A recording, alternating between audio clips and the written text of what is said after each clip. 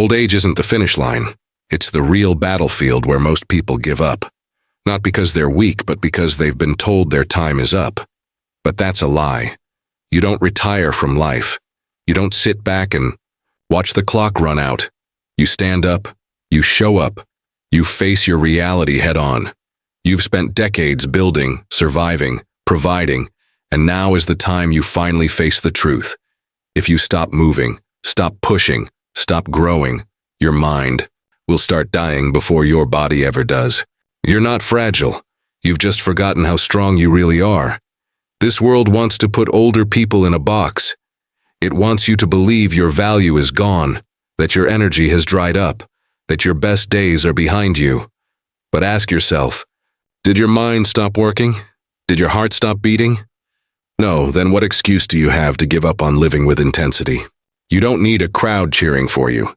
You don't need someone's approval. You need to look in the mirror and remember, you are still here. And being here is proof that you're still in the fight. You see, mental health in old age doesn't decline because of age.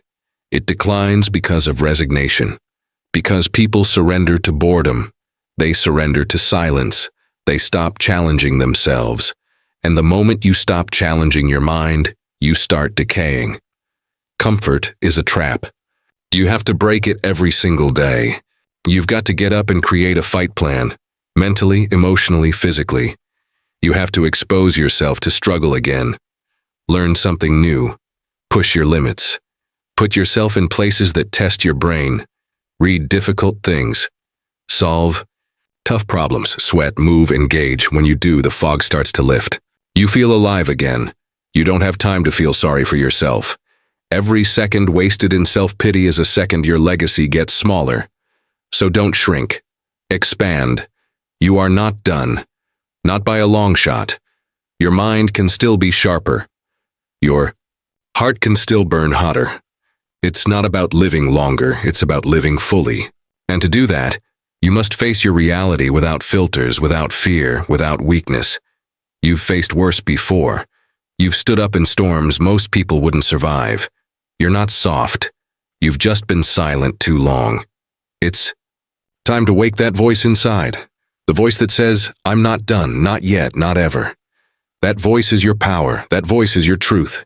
Use it. Stand up. Show this world what real resilience looks like. Face your reality head on, because there's still more life left to live and it's waiting for you to rise. Discipline isn't just a tool. It's your lifeline in old age.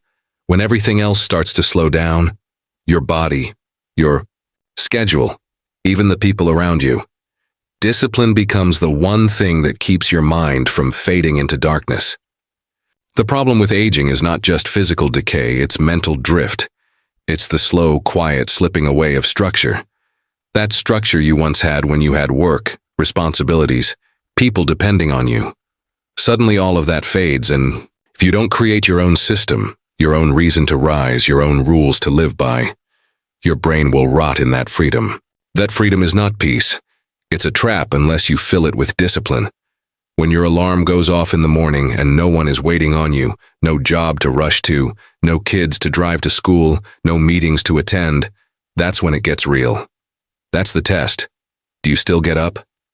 Do you still stretch, hydrate, breathe, and face the day like a soldier? Or do you lay there, slipping back into sleep, telling yourself you've earned the right to rest?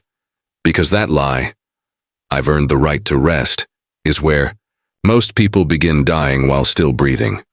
You've got to reprogram your mind. You've got to build a schedule, even when nobody is watching, especially when nobody is watching. Discipline is doing the right thing after everyone stops expecting. From you, it's choosing to move your body even when it aches. It's choosing to read instead of numbing your brain with endless television. It's going for a walk instead of scrolling for hours. It's deciding that every day is still a battlefield, even if your war looks different now.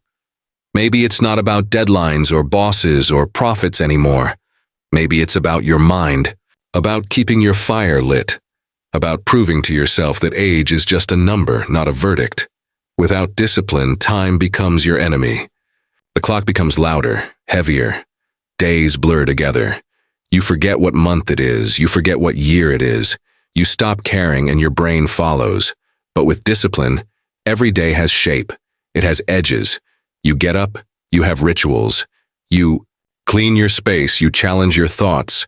You commit to routines not because you have to, but because you're still alive, and life still demands your participation. If you want to keep your mind sharp, don't seek comfort. Seek control.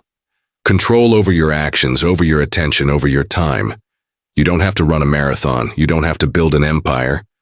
But you do have to build yourself every single day, brick by brick, task by task. And that's what discipline does. It rebuilds the structure that aging tries to tear down. It says, I may be older, but I'm not done. I may be retired, but I'm still responsible. For myself, for my peace, for my mind. That's the power of discipline. That's how you stay alive inside. Pain is not your enemy in old age. It's your compass. It shows you what still matters. It reminds you that you're still alive. The ache in your joints, the stiffness in your back, the heaviness in your chest every time you breathe deeply. These are not signs of weakness. They are reminders that your body has been through battles and is still standing. Too many people hit a certain age and start avoiding pain, avoiding effort, avoiding discomfort, and that's when they begin to fade. That's when the mind starts shutting down. Not because it has to, but because it's been told to. Because you stop pushing it, stop listening to what hurts and start hiding from it. But pain is the signal. It's the message. It's the voice saying, you're still here, so fight. When you stop moving because something hurts, you're teaching your brain that effort is a threat, and that's the most dangerous message you can send it. Because soon, your mind stops attempting. It stops reaching, and before long, you stop trying to engage with life. You sit, you shrink, you vanish. But pain, if you face it right, becomes your greatest ally. It tells you where the fire still burns. It tells you where the work needs to be done. It wakes up parts of your mind that have been asleep for too long. Think about how much pain you've already survived. The heartbreak, the loss, the physical wear, the emotional storms. You didn't get to this point in life by avoiding pain. You got here by walking through it, sometimes crawling through it. You know how to endure, but you forgot how to use pain as fuel. That's what you need to do now. Take every ache and turn it into a reason to keep going. If your knees hurt, stretch them. If your back is stiff, move more. If your brain feels foggy, challenge it. Don't retreat from the pain. Learn from it. Pain gives you a goal. It sharpens your focus. It makes you listen to your body, your thoughts, your patterns. And in that listening, you begin to heal. Not by resting, not by quitting, but by rebuilding. Slowly, relentlessly. Like a warrior with time instead of weapons. You get stronger not by avoiding the fire, but by stepping into it, knowing that on the other side is something new, a version of you that's even tougher than before. So when pain shows up, don't curse it, don't fear it, thank it.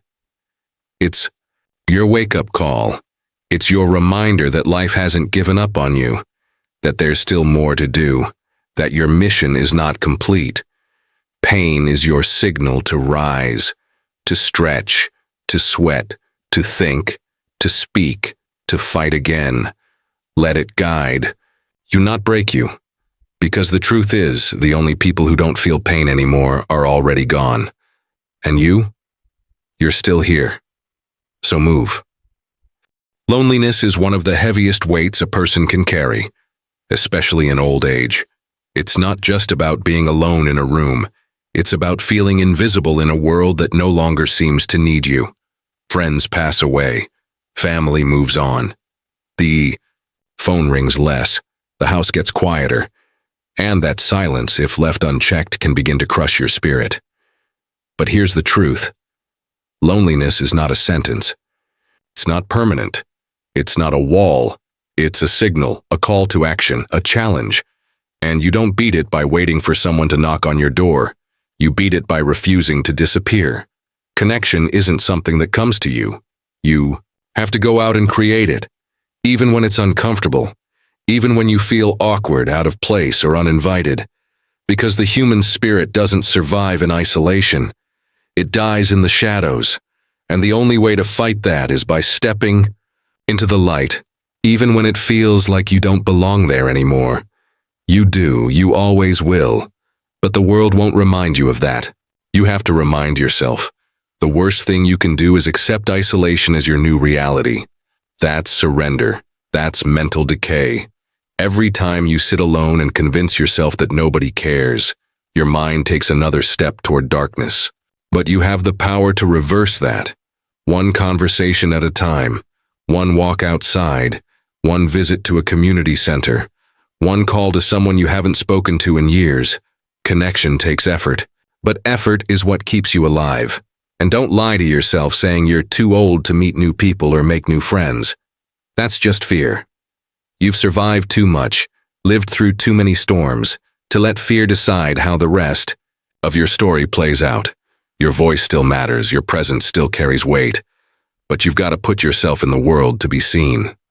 Volunteer, mentor someone, share your story, speak your truth. Because when you open up, people listen, and that connection brings light into places that have been dark for far too long. Loneliness doesn't end with company. It ends with purpose. You need a reason to wake up, a reason to speak, a reason to give. Because purpose fuels connection, and connection destroys loneliness. Even if it's just one person, even if it's just one moment, that spark can be enough to reignite your fire. You're not forgotten. You're not useless. You're not done. But no one is going to knock on your door and prove that to you. You have to prove it to yourself. Every day. By reaching out, by showing up, by refusing to fade quietly into the background. You're still here. And that means there's still someone out there who needs your story, your strength, your presence. Find them. Speak. Connect. Keep your spirit alive. Purpose is not reserved for the young, the busy, or the ambitious. Purpose is oxygen for the soul. And without it, you begin to suffocate slowly, silently. In old age, the danger is not just illness or weakness, it's aimlessness. Waking up without a reason, drifting through days that feel empty. That's what kills people before their time. Not disease, but the loss of drive, of meaning, of mission. You must understand this. Your life isn't over because your career ended, because your children moved away, or because society no longer expects anything from you. In fact, now is when you need purpose more than ever. Because now, you're not distracted, you're focused. And with focus, you can light a fire that burns brighter than anything you've felt before. When you lose purpose, you start shrinking.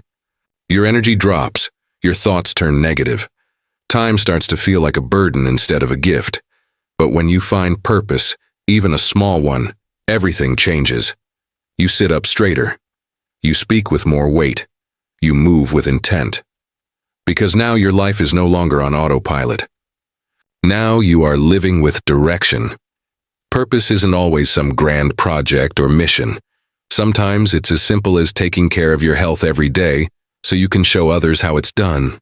Sometimes it's being the strong one in your circle, the one who listens, who guides, who stands tall when everyone else feels lost.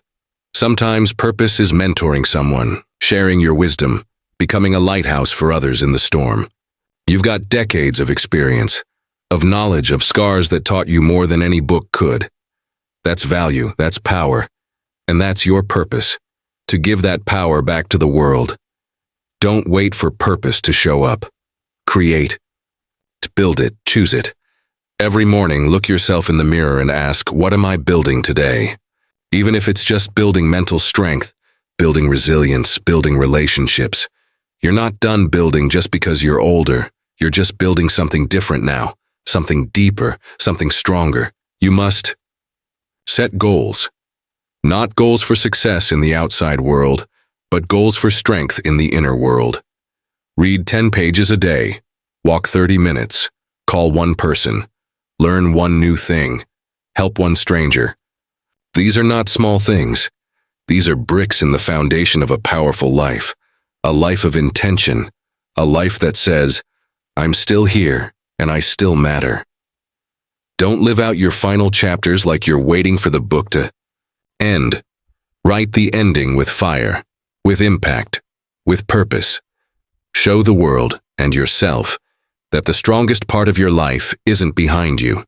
It's right now, this moment, this breath, this decision. Because purpose is what turns time into legacy, and your legacy is not done, not even close. Just the will to keep going, and that fire, that's all you.